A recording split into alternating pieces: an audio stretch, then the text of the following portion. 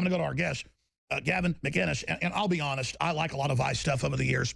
But I'm so busy, I don't study the media landscape and things. In the last 6 to 8 months, I've just seen his videos. I saw him some before, really love the stuff he does. My son watches them. Turns out most of the school watches them.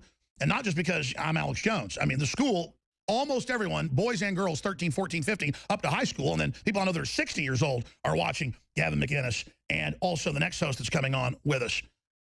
That's exciting when people hit the zeitgeist. But I'm like, reading his bio, and I go, oh, he's one of the founders of Vice. So, of course, he's a smart guy. And I guess they sold that for a few $100 million or whatever it was to HBO. Now they've kind of taken a new direction. But whatever. The point is that this is the real media right here. And I'm not in competition with somebody like Gavin McInnes. I love the fact he's out there bringing up different points, different angles, some of the same points, because this is a war. I want to beat these people. I don't want to be like Glenn Beck, the guy that has all the answers and knows everything and tells people he's Moses on the mountain. I want an army to defeat these people. I want to hit them from every angle because it gets to me personally. He'll be with us 30 minutes the next hour, and then Anthony Cumia will continue on for another 30 minutes. But the two will be on together in the next 30 minutes as well after this hour ends. But, boy, it is just crazy the amount of news. They're saying they want to get rid of the grading system and get rid of below C-. Now, they always propose that. They're doing it now. They are announcing that they want to get rid of parents reading to their children at night and because the family's bad. They're actually saying it on ABC News. I've got those articles. Gavin made a great point. He was on with Paul Watson last week. And I appreciate him joining us again this week. I had to take care of a family matter, and Paul sat in. He made a great point. He said they just want to blow up civilization because they can't compete with normal free market civilization. That's it. These people know what they're doing. And I want to ask Gavin a question. How high up, though? I mean, we know the top engineers know this. They write white papers on it in textbooks. This is admitted. They give ABC News interviews now. But how low down in the strata of the average trendy, authoritarian, mental patient, cult member, liberal do they realize this is about destroying civilization? Gavin, you've got compoundmedia.com. Twitter is Gavin_McInnes, McInnes. We salute your wonderful work. You've got the Gavin McInnes Show. That is on Eastern time, many days right up against us at the same time, which I think is just wonderful because I can care less. It's attack on all fronts. Thanks for popping in with us today, Gavin. What is going on here? Well, here's the big question is, how much of this sabotage has an agenda? Like, what are they trying to do? And, of course, there's the theory that it's all about destroying civilization, destroying Western cultures so they can rebuild something new. But I'm starting to think that what's really going on here is just sabotage. Like, I think George Soros's father, was on his deathbed. He just said to George, just go make a huge mess. Oh. And then he died, and George went, all right, I'm just going to throw money at sabotage. I don't think there's an agenda here. I think it's just malicious. It's just malicious discontent. I agree with you. They set up a system to rot the submass to make us servile idiots, but it's affecting them in blowback. And now the program has gotten out like zombies out of the underground base, and it's just wreaking havoc where the most radical, stupid ones are now commanders as they have taxpayer-funded systems dumping Drano in their eyes and having taxpayers pay for them and their arms and legs chopped off to live in little boxes. And folks, if you're a new viewer, this is the new trendy stuff to do. I mean, how far will it go, Gavin? Well, it will go until we discipline them. It's almost like a crazy girlfriend that wants to get slapped. And I've noticed when I'm in my community, which is Hipstersville, Brooklyn, I live in Williamsburg, and when I wear my Trump shirt, I've noticed there's this strange sort of capitulation where they sort of bow their heads and accept that I am the alpha in this situation. So I think that these far-left nut bars that are sabotaging our culture don't really want to sabotage it. It's like a child acting out. And you know, they're betas that want to be put in their place. They want a timeout, and it's our job to do that. And that's what we're doing with Compound Media. That's what you're doing in InfoWars. We're saying, I know you want to get slapped. Here's a slap. Sometimes a girl needs a good smack. Which I don't actually believe in that, but that's a famous quote from Sean Connery. Go ahead, sorry. Yeah, they really, honestly don't want to take over. And look at what they do, too. They say, okay, I don't like the patriarchy. I don't like white males. I don't like cis, whatever we're called this week. And they go, and you go, all right, because guys are pretty... Us cis white males are pretty open-minded. We go, all right, well, what do you got? Maybe I do suck. And they go, it's called Sharia law. And you go, that's what you're going to replace me with? Something that was me 500 years ago? The Salem witch trials, we're going back to that? No, we're not doing that. That's what's crazy here is they don't have a plan B. They want to eradicate Western tradition. They want to blow up conservatism. They want to destroy the family, the patriarchy, marriage, all that stuff. And you go, wow, you must have a great plan if you're sabotaging. They're like, no, we'll replace it with caveman patriarchy with a bunch of inbred psychopaths cutting women's genitals off and putting beekeeper outfits on them and all murdering each other. Why is the left so in love with radical jihadists? Because they feel guilty that they haven't done anything with their lives, and it makes them feel bad about themselves. And who makes you feel bad about yourself? Your dad. So all my anger is now going to be directed towards daddy. Everyone who looks like dad is evil. And I'm going to discredit dad so I don't feel bad that I took mass comm at NYU and put myself $60,000 in debt. Exactly. They've got worthless educations, and now they've weaponized it to make people so mentally ill and so confused and you know, obsessed with brown paper bags or that somebody's having a costume party that they don't realize they've been totally screwed over. Exactly. The lunatics want to run the asylum, but we're telling them, trust me, if I let you run the asylum, you're all going to die. Piggy's going to get the conch shell like in Lord of the Flies, and he's going to get brained with a big rock. Trust me, you're better off with me in charge because I've been doing this for 250,000 years. That is what's crazy, though. Where they're leading us is Road Warrior with, like, literal warlords driving around in armored vehicles with heads mounted on the front, with women in bikinis and chains, with Slayer playing. I mean, that's where this goes in, like, 10 years if they keep going this direction. It is. And the fact that Bernie Sanders is so popular, do you know what socialists do to gays? Do you know what these totalitarians do to creative types, to artists, to comedians? You know, you'll be the first to go. They like me. Islamists like Islamophobes like me because we have balls, we're alphas. The first to go is the gays and the artists and you. Not you, Alex Jones, but you, the guy who is pro-Islam. I mean, we just had Eagles of Death Metal. They were... Oh, yeah, let's talk about that. 89 people killed at that concert, right? The guy, the singer of the band, he says to me that he's suspicious of the security, he's suspicious of Islam, he's suspicious of Arabs, Arab money, and now he's backtracking because it's killing his band. They're having shows canceled because they dared to question the narrative. And what's fantastic about it is, in the interview, he said to me, you ever read George Orwell? You ever read Animal Farm? He goes, as soon as someone questions the narrative, they all become bleeding sheep. And then, after saying that, exactly what he said happens. The bleeding sheep start canceling their shows. And now Jesse Hughes is a pariah. He's actually mad at me. We're not friends anymore because I got him in this mess. And I go, don't get mad at me. Get mad at the mess. They're the ones going after your free speech. Oh, we're so sorry that radical jihadis came and shot everybody and was, you know, all this garbage. No. Now that he didn't, that everybody didn't grovel properly, he's got to have his shows canceled. A woman stepped in front of him. She got shot in the face. Her jaw exploded. She's dead. He had shrapnel of teeth and bone in his face. He had to get stitches. They had to pull teeth out of his face. And we are sitting here telling him that we, quote unquote, disagreed. That's what the promoter said, who canceled their show at Rock on Sin, which is like the Coachella. He's the victim. The West is the victim. The free speech is the victim. And it's the West that empowered women and opened everything up. I mean, I can put it on screen. BBC, communist China kills gay men. All these countries kill them. But then we're supposed to sit here and then let pedophiles have access to our kids, or we're homophobic. Well, you know what's really going on here is the socialists, the communists, the far left, when they notice a pattern, they commit genocide. So that's why they're so petrified of noticing a pattern of any sort of discussion of eugenics or biology or any kind of pattern, because they've noticed their boy Stalin, their boy Pol Pot, their boy Hitler. They tend to exterminate the people that notice a pattern. Us here on the right with the libertarians, we go, we notice a pattern, we just discuss it. We don't kill anyone. That's what's crazy about the left and the right. We all have our opinions, but the left enforces their opinions to a fault. The right just sits there going, I've noticed a pattern here. That's interesting. And they let meritocracy take over. If you're tall and you're good at basketball, you're in the NBA. The end. Well, that's right. In fact, they're now, I'm sure you saw the National Review article, I mentioned it, where they're talking to this professor on ABC News like it's normal, like, well, it's very bad to read to your kids because other people don't read to their kids, and it's bad to have private school. And, you know, families actually say, family is something we're not going to get rid of quite yet, but, you know, the state will allow it for now, but we're phasing it out with a straight face. Well, then it's wrong then if you're a 7-foot-tall black guy named LeBron James because, you know, the Lollipop Guild can't beat you at basketball.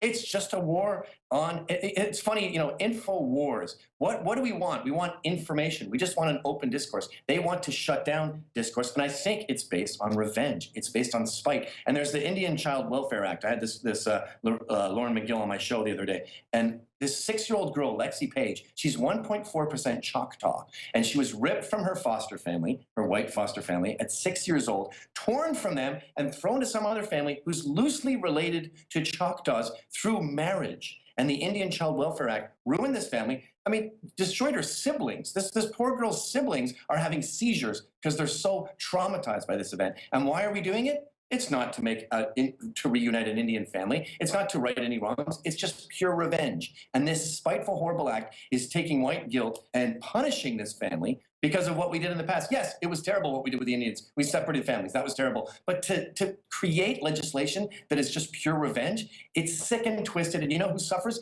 Lexi Page. Exactly. It's all about social engineering. Gavin McInnes is our guest, radio TV host, one of the founders of Vice Media.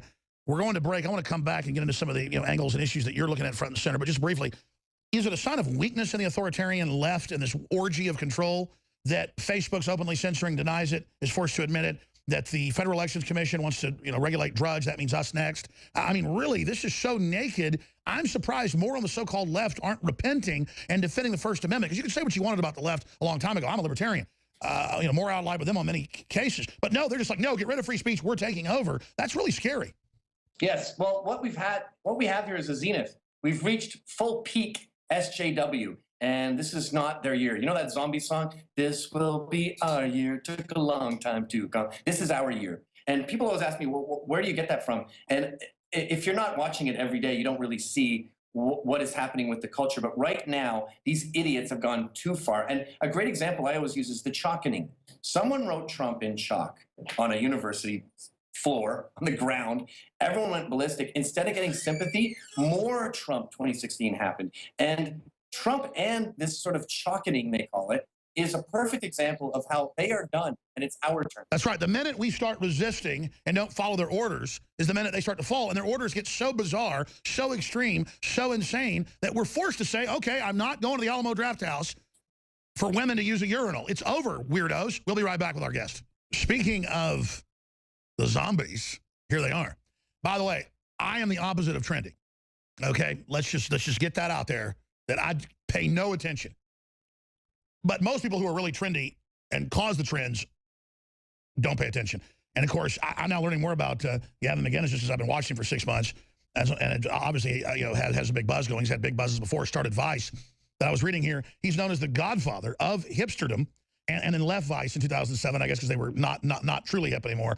And that's my deal. He looks just like the Russian Tsar, the one that looked like the British king, back in World War I. I mean, he could be a body double. I guess he was born in England. But look, he looks good with that beard and that mustache. He pulls it off. He's the guy that started it. In fact, I was just Googling. I didn't know that. But now everybody's got the beard. And my only issue is, if you can't pull it off, don't do it. But there's Gavin McInnes, Nicholas II, Tsar of Russia. I'm sure that's not the first time you've been told this. Hey, I got to go to him in a moment because I got to plug at least once this hour. I already skipped a break with Ron Paul.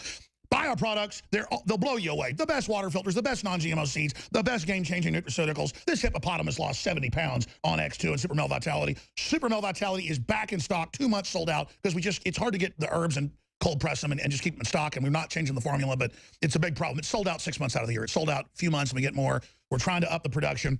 But it is that good. It's kind of like certain vintage wines or certain years. You just run out. And it's like wine. It blows people away. InfoWarsLife.com or 888-253-3139. Free shipping on orders $50 or more. $10 off or 10% off when you sign up for auto ship. So InfoWarsLife.com. Thanks for supporting the broadcast. Okay, Gavin, I just made the whole point about that you secretly are related to Tsar Nicholas II. That's actually a secret. You shouldn't have mentioned that on the show. They're going to say, Lord designed a man's face to cover the fact that you don't have a chin and you have aesthetic problems. I don't know why we ignore that. I look at Rupert Murdoch, and as Carl Pilkington says, he looks like a turtle without his shell. If you're ugly. Well, hey, here's the deal. I have not a weak chin. It's actually, my dad's a dentist, about as big as they get. It's like a bulldog, so it's giant. So I have a regular length chin, but you're right. It looks like I have a small chin because I have a giant pumpkin head. But if I grow a beard, I look like a caveman. You think I should grow one now that it's like now uncool, or what should I do? By all means. You got kind of a round head. Are you a Slovak? Are you Eastern European? No, but if you mix like a Brit with a German and then Native American, that's pretty much what Slovaks are, because that's where the Indians came from, was basically China, Huns, over the Bering Strait of the Americas. So I'm kind of like an artificial Western genetic variety of a Slav, actually. You're a homemade Slav. I'm an American-made Slav with no original Slav, but even older Slav from Bering Land Strait, 15,000-year-old Asian. Yes. Well, I married an Indian, and I made a bunch of Indians. They're very cute as kids. So I highly recommend them. All right, listen, I'm running over you here. You got censored famously or manipulated, and I want to talk about this some in the next hour with you, but let's start talking about it now. On The Daily Show, there's a new case of Katie Couric caught. I don't know if you've seen this, just came out yesterday, where she edited the video to make it look like they couldn't answer a question, but they could. Okay, so here's the assumption, right? White male patriarchy is retarded. We're idiots. And we're so stupid, by the way, that when we talk and when we express our beliefs, the left sort of goes, oh, God, here we go again with this idiotic mentality. This is so boring. And in order to purport that myth, they have to take dozens of people doing hours of research. They have to spend all this time in the editing lab, and they have to edit in pictures of them going, oh, which is what happened on The Daily Show. I did this interview with this guy about women's soccer, and his contention was that women are getting paid less for the same amount of work, which is just ridiculous. Women are not as good at soccer. There's more eyeballs for men's soccer. Yes, ladies, you had a good year in 2015. But hold on, Gavin, back in 70 seconds. A lot of breaks at the end of the hour. I'm going to come back, finish this. You caught him red-handed. Sorry. Because they're such geniuses. The left's always, oh, we're such geniuses. Libertarians are so dumb, and they're the dumbest people. They're minions. Look at the Mark Dice videos. They can't even wipe their rear ends. All right, we're on a radio format, so a lot of our ads are at the end of an hour. Sorry, now we're going to break in 5 minutes, come back with a 12-minute segment, and we're going to have Anthony Cumia with the balance of the next hour with us. But part of that is going to be, I guess, having both hosts on together. And again, the website is compoundmedia.com. Gavin McInnes, who I just think is awesome. I really, really enjoy his humor. It's a little racy for the AM and FM crowd, so warning there, some parental concerns. It's adult information. But that's what it takes to also reach out to the trendies and the liberals and kind of deprogram them. But you got cut off by the break, Gavin. You were getting on The Daily Show, taking jokes you made and acting like they were serious and editing it together. Exactly. So what they did after the interview, they recorded a bunch of reactions. So the guy, I forget, he has some stupid Indian name, but he's sitting there and they record him going, ugh, and then they edit that in later. And at one point they said to me, name some soccer players. I don't know about American soccer. So I made up a bunch of names, and then I go, and then of course, everyone's favorite, a guy who's known to most as Junebug. And then I made it clear to them that that was a joke, and they didn't know it was a joke. The guy said, oh, those are some deep cuts. And I go, those weren't deep cuts. I just made up those names. It was a joke. And then they made that the whole crux of their point was that I wanted to convince you that Junebug was a soccer player. But the big picture here is it takes so many resources and so much framing to make us look bad that they end up proving the opposite of what they're setting out to prove. They ended up proving that we're right and they're wrong. That's right. Well, number one, 9/11 truth. They would always misrepresent what I was saying. I said criminal elements of our government are working with radical Islam. Bare minimum allowed this to happen. I had all these FBI agents and whistleblowers on. It was a fact. It's all coming out now. But Discovery Channel did this hour-long documentary that was 2 hours long. They've aired it probably 100 times. It's on all the time. It was like 7 years ago. And I talked to a packed crowd at UT, like 500 people. Okay, but I've had crowds with 5,000 before. But the point was, they cut at lunch to 2 or 3 people sitting there eating sandwiches in the big room and showed me speaking, cutting back and forth like there were 5 people. I mean, this is real deception. If we are so stupid, then why can't you ridicule us? If you believe that Jews are lizard people, then that's easy to mock. I can just show you, a surgeon working on a guy. We can see he doesn't have scales underneath. Very easy to mock. But if we are so easy to mock, why do you have to keep framing us? We just had this with Katie Couric, where we see the whole video and we learn that when she said, why don't you have background checks? The people she was asking didn't sit there dumbfounded. No, they edited that in later. What's crazy is they keep doing it even though they've been caught and their ratings are going down. Are they on a suicide mission? What's happening? They're lazy. They haven't been challenged enough. That's the funny thing about being right. I mean, if you're a black conservative, you are getting hammered every Thanksgiving, every Christmas, every time you visit your nephews and nieces. And what that does is it's like training, and you end up getting better at drawing conclusions from data. And conservatives, anyone right of center, is so used to being challenged and questioned that we actually have become pretty good at the truth. Whereas the left has been so spoiled with their idiotic, infantilized view of the world, with the racist, evil, bad white man ruining everything, that when they get challenged, they get verklempt. They don't know what to do. You're right. They really are spoiled. They just lay back and act like they're intellectual giants. Look at Trigglypuff. Look at Age Skrillex. These are not even the worst examples. This is what we're talking about. Victims of this system that gave them everything to the point now they have nothing. Why do you want to censor me? If you don't like what I'm saying, debate me. Why are they so scared of debates? I have to fight tooth and nail to get a liberal on my show. Kurt Metzger over at Race Wars, who does a podcast, he's a liberal. Him and his black comedian friend Sherrod Small, they have to lay out little breadcrumbs like a squirrel to get a feminist on their show because liberals are petrified of debate because they don't know what they're talking about. And I don't even think they believe what they're saying. Oh, no, they're not. Exactly. They're dumb people who just call themselves liberals. We'll be back.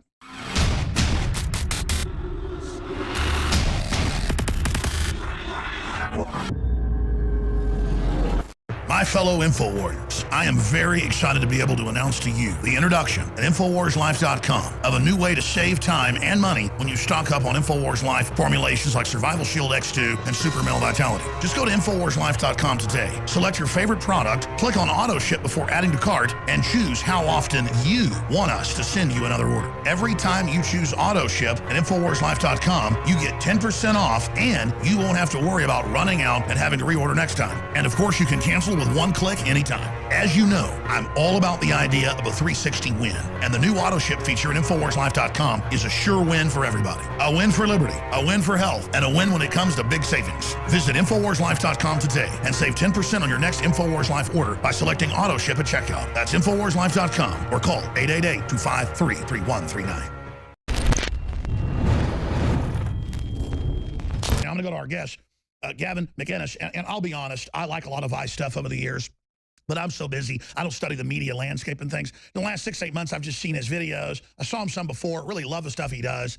My son watches them, turns out most of the school watches them, and not just because I'm Alex Jones. I mean, the school, almost everyone, boys and girls, 13, 14, 15, up to high school, and then people I know that are 60 years old are watching Gavin McInnes, and also the next host that's coming on with us.